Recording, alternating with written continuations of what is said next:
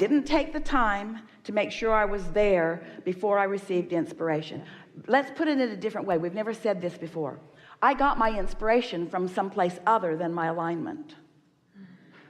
I was inspired, motivated is a better word for it, but I got my inspiration from need, or I got my inspiration from the people who we merged with, or I got my inspiration from, I'm looking for love in all the wrong places. I'm looking for inspiration in all the wrong places. I'm letting the wrong things, when it's off from that core beginning, it's going to stay off for a while until you feel like this, and then you're asking a bigger question. That resonates completely with you, doesn't it? It's sort of like, this is going to sound like a scanty analogy, but it really says it like it is. It's like buying a wonderful contraption that has the ability to do a lot of things for you, and it's got a battery in it, but you're too busy to put the battery in it. So you didn't put the battery in it, but you've got the instruction book out and you're doing everything else. You're pushing all the right buttons. You're doing every single thing that the manual says, and the damn thing is not giving you the results that you want because you didn't put the battery in it. You didn't hook up to the power. You didn't hook up to the energy. And so do that. First thing, put the battery in. When you wake up in the morning, get the power turned on. Get the power turned on. And then, once you're in sync with that, ideas will start flowing. Ideas will start flowing, and oh, do they feel good when they flow. We understand what it's like to be fully integrated in life with so many demands being made of you. And feeling like you need to respond to those demands. Jerry would say to Esther, let's meditate and then take a walk. And Esther would say, I don't have time to do that. See my list? This is the list that I'm using to justify my existence today. And nowhere on it does it have time for that. And we say you don't have time not to do that, because when you turn the power on, then you've got this leverage. Then you're tapped in to the universal Google. You're tapped into the universal navigational system. You're tapped into the universal concierge in the sky. You're tapped in to all of the right impulses and all the right timing and all of the right things that come out of your mouth. You're tapped into all of that. But until you do that, you're just sort of bumbling around on an equal par with the other crazy people that you share your world with. Yeah.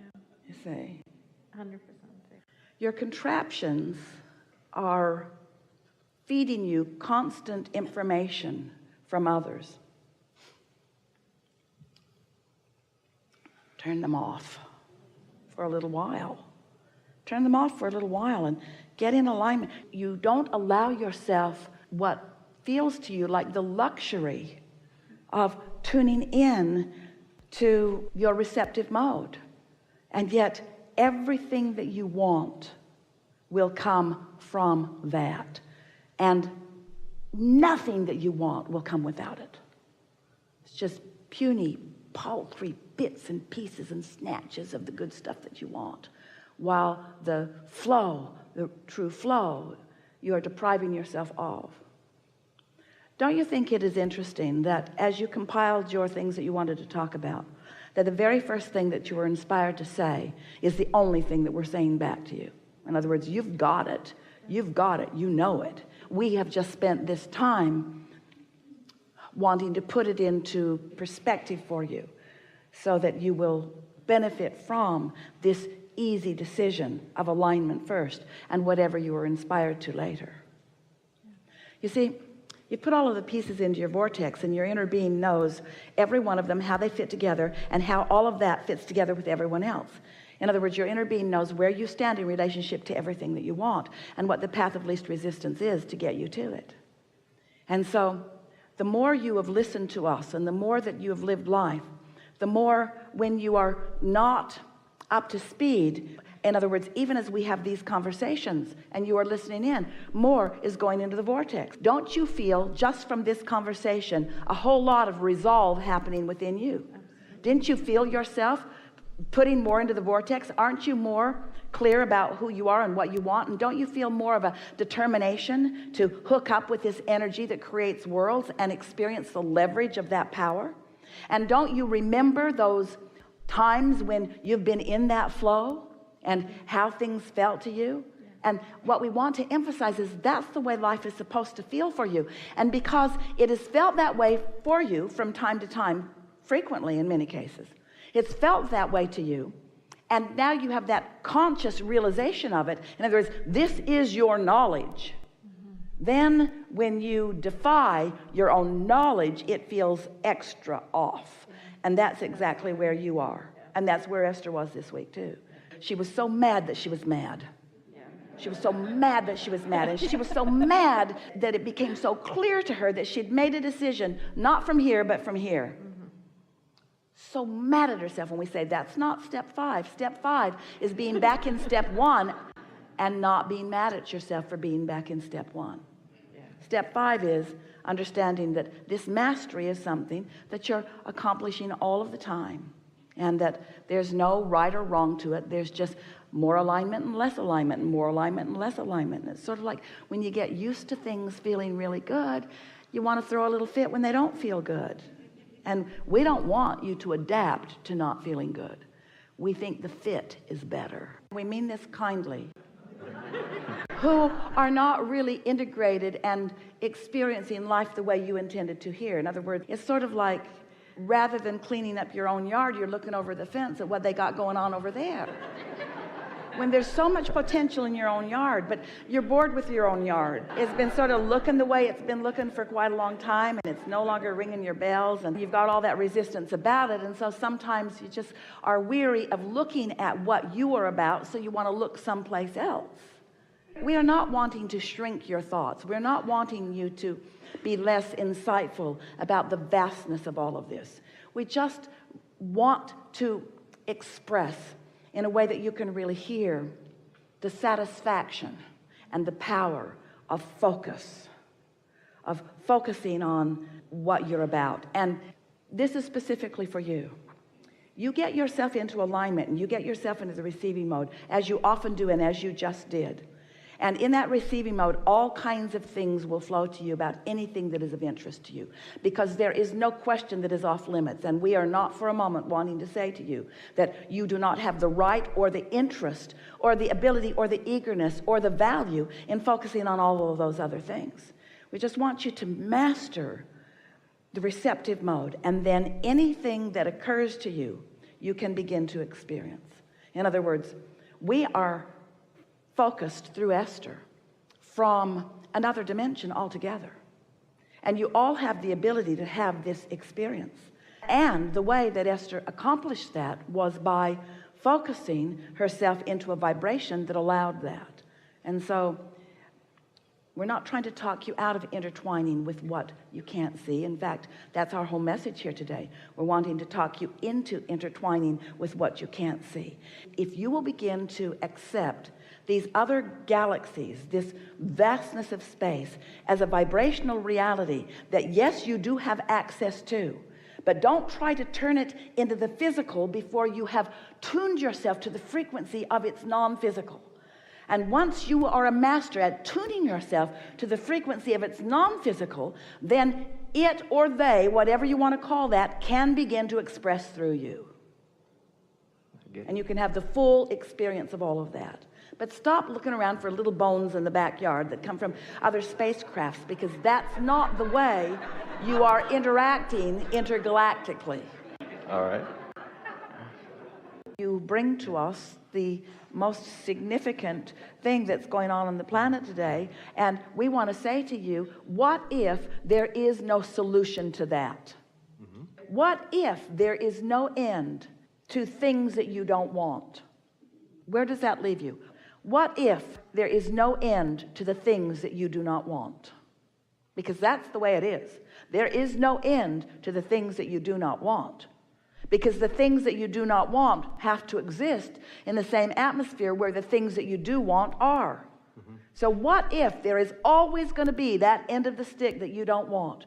What if every subject that you pick up the stick of has wanted on one end and the absence of it on the other? What if there will always be plenty of what you do not want? What are you going to do? Focus on what you do want and let that be the basis of your life experience. That is the answer And you don't have to wait for everybody else or anybody else to figure that out. That's a really important part in this. Because if you need them to figure it out before you can have peace, then you've put yourself in a place where you will never have freedom. You've got yourself locked into the end of the stick where you can't win. I'll be happy when everyone else is happy. And I'll feel safe when there are no more terrorists on the planet. I'll feel good, you think you say, when everybody agrees with me and everyone wants to live just like I do. And we say, look within your own nation. Look within your own Congress. Look within your own government. How aligned are they with one another? In other words, there's more war going on there than anywhere else on the planet. Right there, right there, right there, right there. No one looking for solution. Everyone looking at problem. Everyone pushing against problem. Everyone getting more problem. And nobody feeling good, you see. Good thing they don't matter to the well-being of your nation.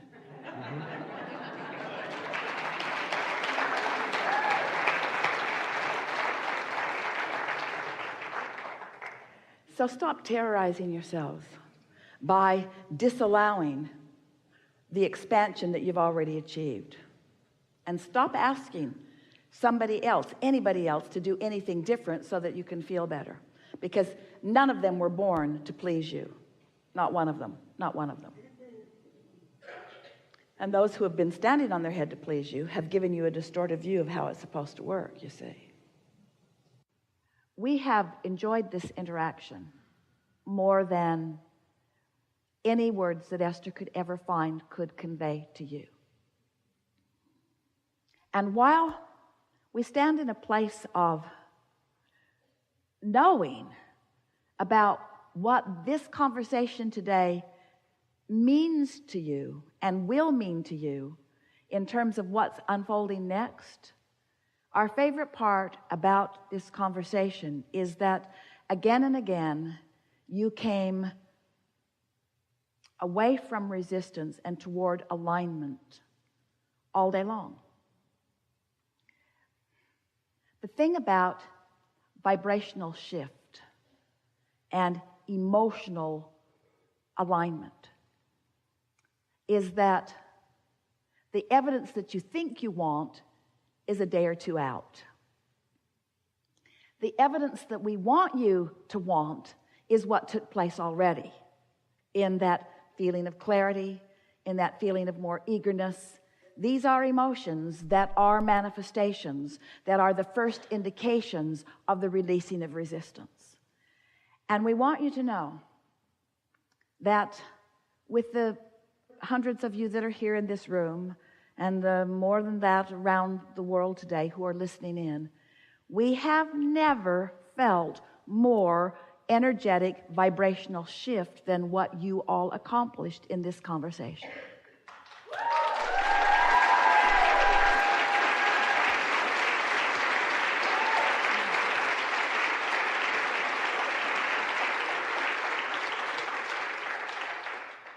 Will evidence support that? For sure. Do we want you to care about that? Not at all.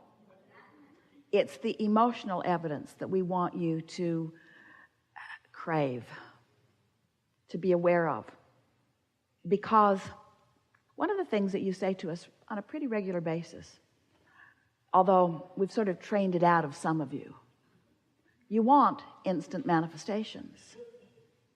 If I could just snap my fingers and have that, then I'd be a happy person. We say, why don't you just snap your fingers and be a happy person?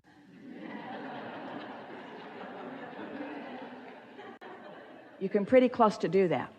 And if you've heard us today, that really is what you're reaching for. You're reaching for the ability to do that.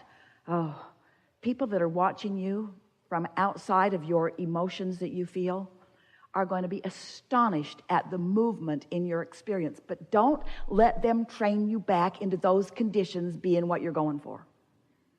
Stay focused on the emotional achievement. And it is our promise to you that you will live happily ever after, in this body and way beyond, but happily ever after. There's great love here for you. And as always, we remain stubbornly in your vortex.